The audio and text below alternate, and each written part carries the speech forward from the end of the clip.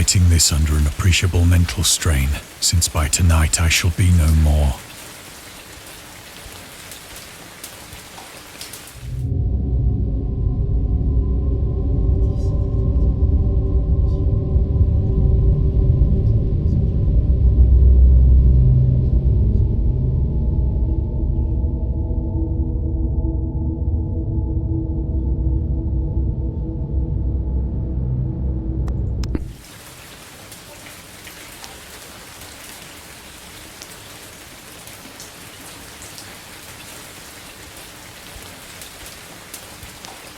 Penniless, and at the end of my supply of the drug which alone makes life endurable, I can bear the torture no longer, and shall cast myself from this garret window into the squalid street below.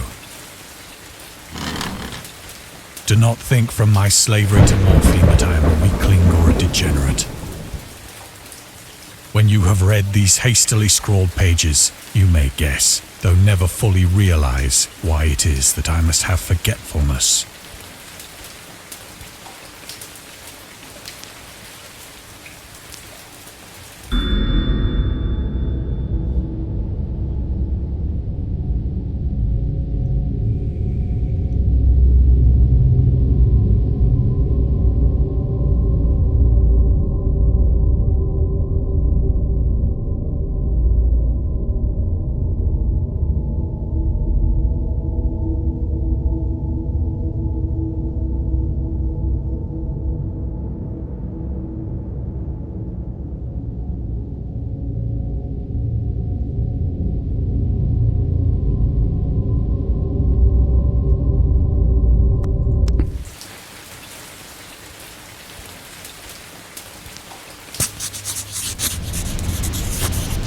It was in one of the most open and least frequented parts of the broad Pacific that the packet of which I was supercargo fell a victim to the German sea raider.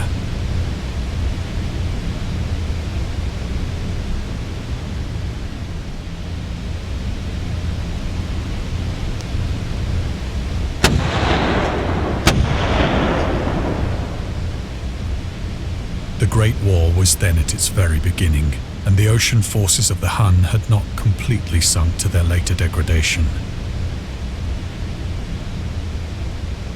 So that our vessel was made a legitimate prize, whilst we of her crew were treated with all the fairness and consideration due us as naval prisoners.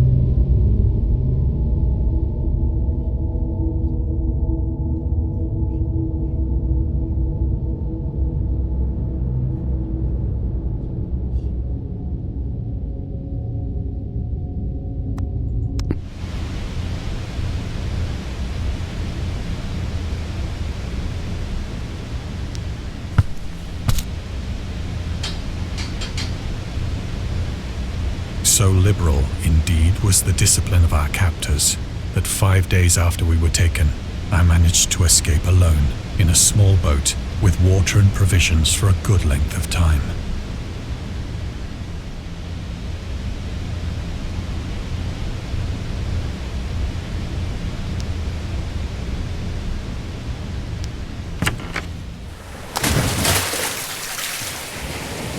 When I finally found myself adrift and free, I had but little idea of my surroundings.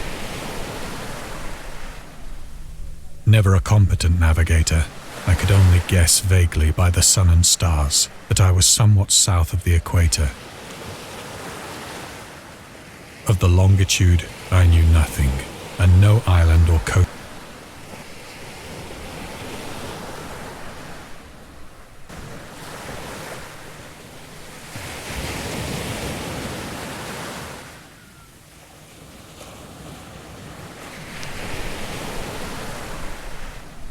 The weather kept fair, and for uncounted days I drifted aimlessly beneath the scorching sun, waiting either for some passing ship or to be cast on the shores of some habitable land.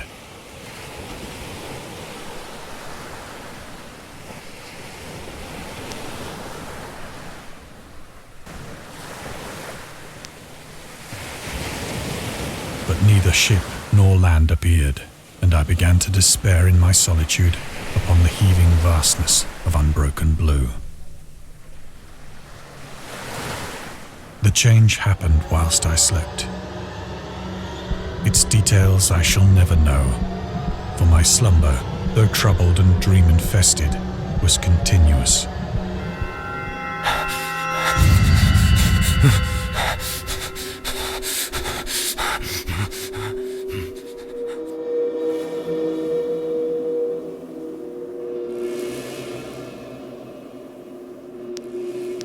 When at last I awoke, it was to discover myself half sucked into a slimy expanse of hellish black mire, which extended about me in monotonous undulations as far as I could see, and in which my boat lay grounded some distance away. Though one might well imagine that my first sensation would be of wonder at so prodigious and unexpected a transformation of scenery, I was in reality more horrified than astonished. For there was in the air and in the rotting soil a sinister quality which chilled me to the very core. The region was putrid with the carcasses of decaying fish and of other less describable things which I saw protruding from the nasty mud of the unending plain. Perhaps I should not hope to convey in mere words the unutterable hideousness that can dwell in absolute silence and barren immensity. There was nothing within hearing and nothing in sight save a vast reach of black slime. Yet the very completeness of the stillness and the homogeneity of the landscape oppressed me with a nauseating fear.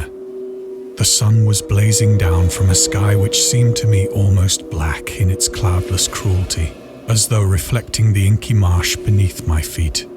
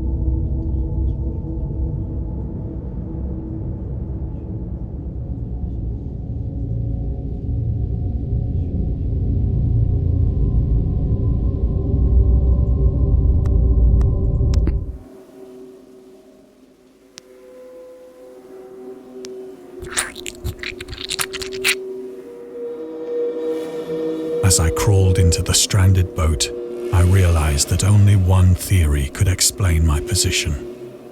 Through some unprecedented volcanic upheaval, a portion of the ocean floor must have been thrown to the surface, exposing regions for which innumerable millions of years had lain hidden under unfathomable watery depth. So great was the extent of the new land which had risen beneath me that I could not detect the faintest noise of the surging ocean, straining my ears as I might.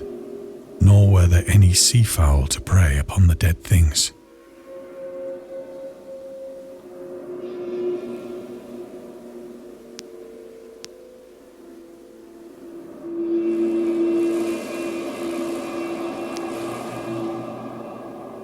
For several hours I sat thinking or brooding in the boat, which lay upon its side and afforded a slight shade as the sun moved across the heavens. As the day progressed, the ground lost some of its stickiness, and seemed likely to dry sufficiently for traveling purposes in a short time.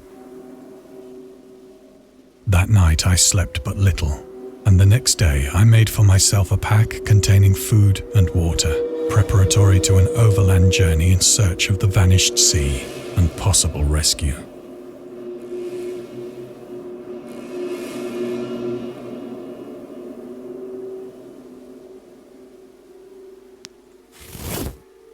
On the third morning, I found the soil dry enough to walk upon with ease.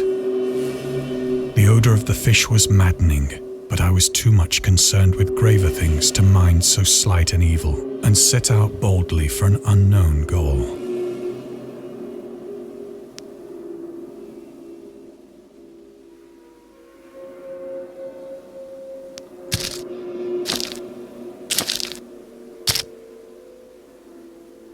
All day I forged steadily westward, guided by a faraway hummock which rose higher than any other elevation on the rolling desert.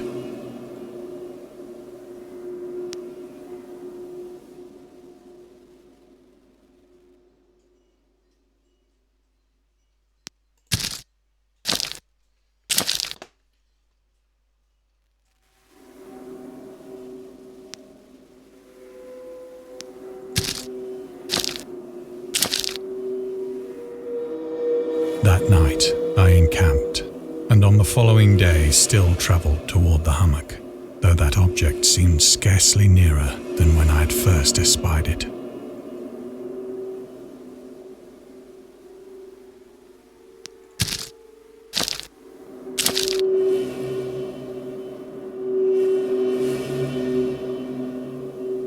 By the fourth evening, I attained the base of the mound, which turned out to be much higher than it had appeared from a distance, an intervening valley setting it out in sharper relief from the general surface.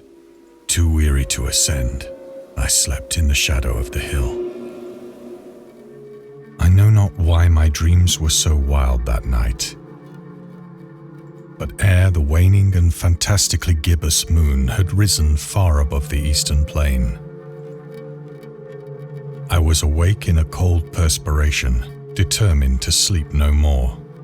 Such visions as I had experienced were too much for me to endure again, and in the glow of the moon I saw how unwise I had been to travel by day. Without the glare of the parching sun, my journey would have cost me less energy. Indeed, I now felt quite able to perform the ascent which had deterred me at sunset. Picking up my pack, I started for the crest of the eminence.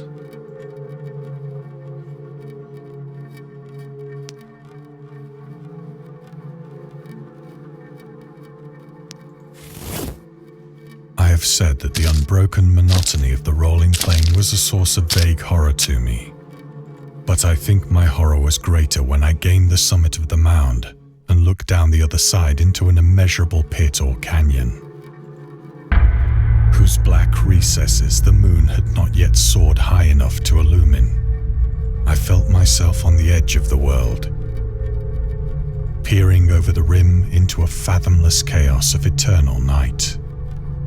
Through my terror ran curious reminiscences of Paradise Lost and of Satan's hideous climb through the unfashioned realms of darkness. As the moon climbed higher in the sky, I began to see that the slopes of the valley were not quite so perpendicular as I had imagined.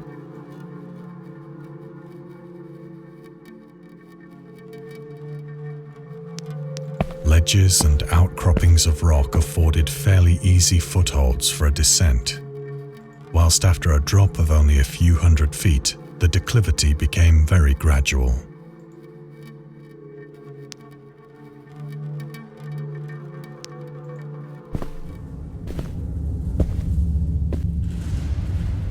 Urged on by an impulse which I cannot definitely analyze, I scrambled with difficulty down the rocks and stood on the gentler slope beneath, gazing into the Stygian deeps, where no light had yet penetrated. All at once, my attention was captured by a vast and singular object on the opposite slope, which rose steeply about 100 yards ahead of me, an object that gleamed whitely in the newly bestowed rays of the ascending moon.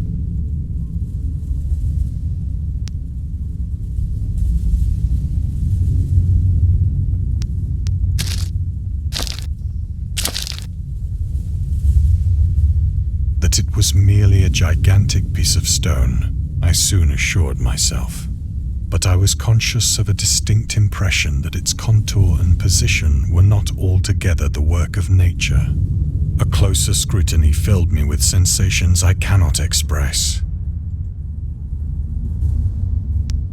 For despite its enormous magnitude, and its position in an abyss which had yawned at the bottom of the sea since the world was young, I perceived beyond a doubt that the strange object was a well-shaped monolith, whose massive bulk had known the workmanship and perhaps the worship of living and thinking creatures.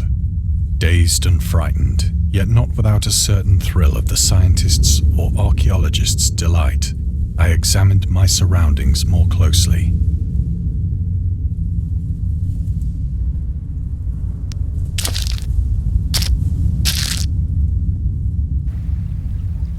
The moon, now near the zenith, shone weirdly and vividly above the towering steeps that hemmed in the chasm, and revealed the fact that a far-flung body of water flowed at the bottom, winding out of sight in both directions and almost lapping my feet as I stood on the slope. Across the chasm, the wavelets washed the base of the cyclopean monolith, on whose surface I could now trace both inscriptions and crude sculptures. The writing was in a system of hieroglyphics unknown to me and unlike anything I'd ever seen in books, consisting for the most part of conventionalized aquatic symbols such as fishes, eels, octopi, crustaceans, mollusks, whales, and the like. Several characters obviously represented marine things which are unknown to the modern world, but whose decomposing forms I had observed on the ocean-risen plain. It was the pictorial carving, however, that did most to hold me spellbound.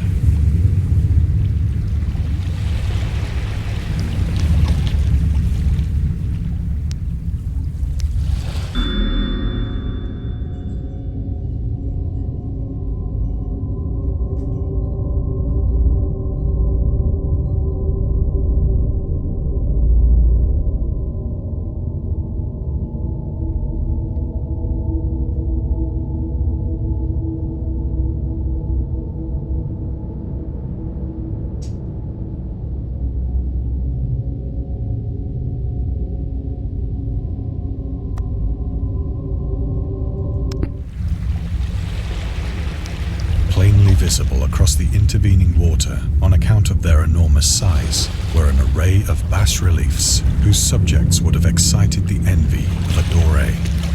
I think that these things were supposed to depict men, at least a certain sort of men, though the creatures were shown disporting like fishes in the waters of some marine grotto, or paying homage at some monolithic shrine which appeared to be under the waves as well. Of their faces and forms I dare not speak in detail, for the mere remembrance makes me grow faint, grotesque beyond the imagination of a Poe or a Bulwer. They were damnably human in general outline, despite webbed hands and feet, shockingly wide and flabby lips, glassy, bulging eyes, and other features less pleasant to recall. Curiously enough, they seemed to have been chiseled badly out of proportion with their scenic background, for one of the creatures was shown in the act of killing a whale, represented as but little larger than himself. I remarked, as I say, their grotesqueness and strange size, but in a moment decided that they were merely the imaginary gods of some primitive fishing or seafaring tribe. Some tribe whose last descendant had perished eras before the first ancestor of the Piltdown or Neanderthal man was born.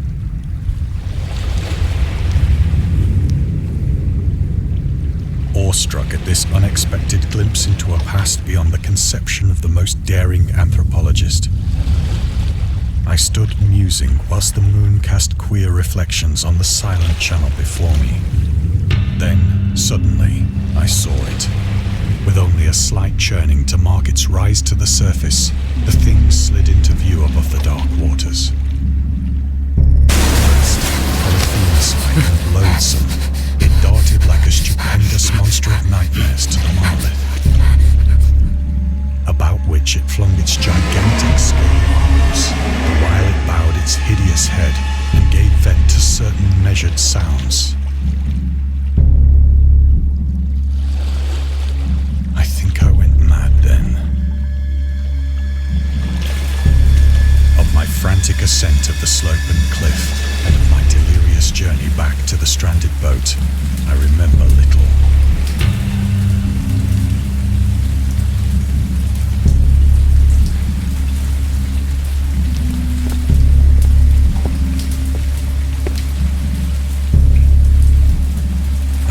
I sang a great deal and laughed oddly when I was unable to sing.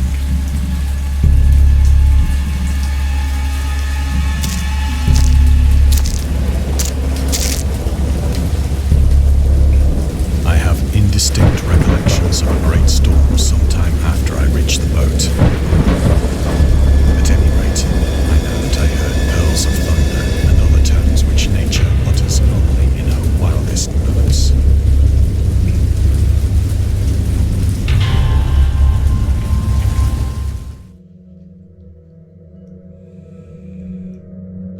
When I came out of the shadows, I was in a San Francisco hospital. Brought thither by the captain of the American ship which had picked up my boat in mid-ocean. In my delirium, I had said much, but found that my words had been given scant attention. Of any land upheaval in the Pacific, my rescuers knew nothing. Nor did I deem it necessary to insist upon a thing which I knew they could not believe.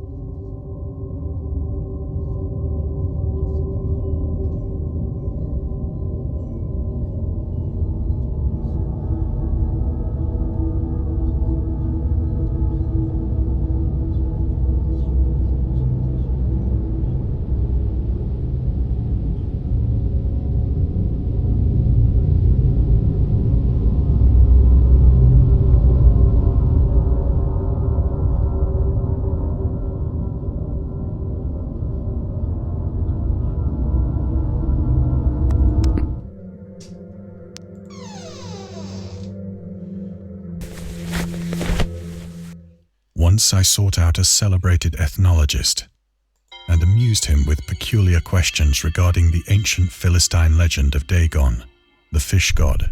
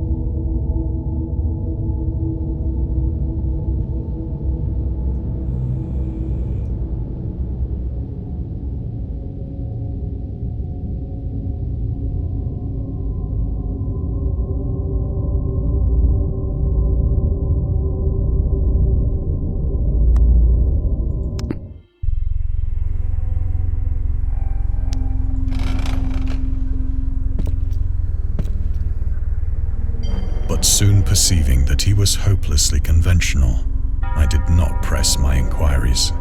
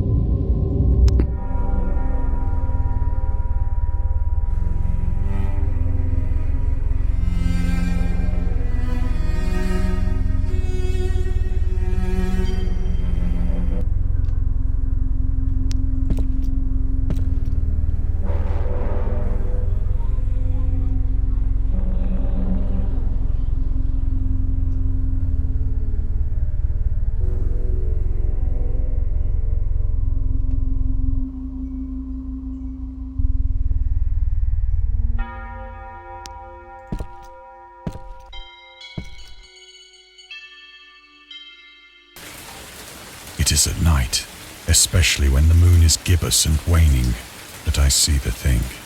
I tried morphine, but the drug has given only transient surcease and has drawn me into its clutches as a hopeless slave. So now I am to end it all, having written the full account for the information or the contemptuous amusement of my fellow men.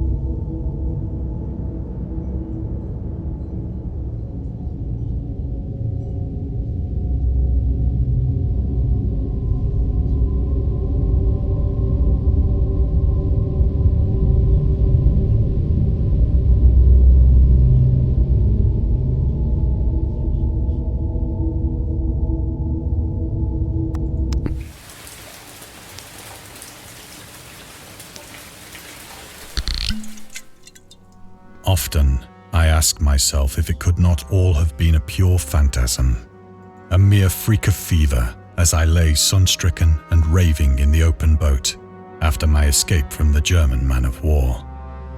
This I ask myself, but ever does there come before me a hideously vivid vision in reply. I cannot think of the deep sea without shuddering at the nameless things that may at this very moment be crawling and floundering on its slimy bed, worshipping their ancient stone idols and carving their own detestable likenesses on submarine obelisks of water-soaked granite. I dream of a day when they may rise above the billows to drag down into their reeking talons the remnants of puny, war-exhausted mankind. Of a day when the land shall sink and the dark ocean shall ascend amidst universal pandemonium.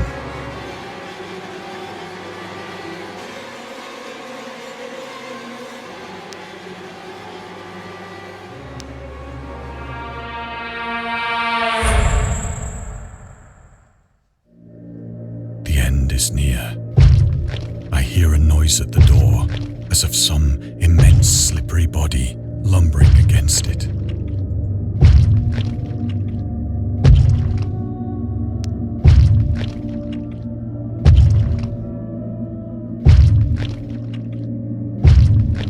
It shall not find me.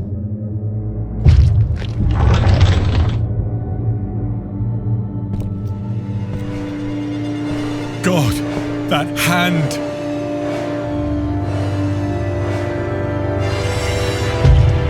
The window! The window!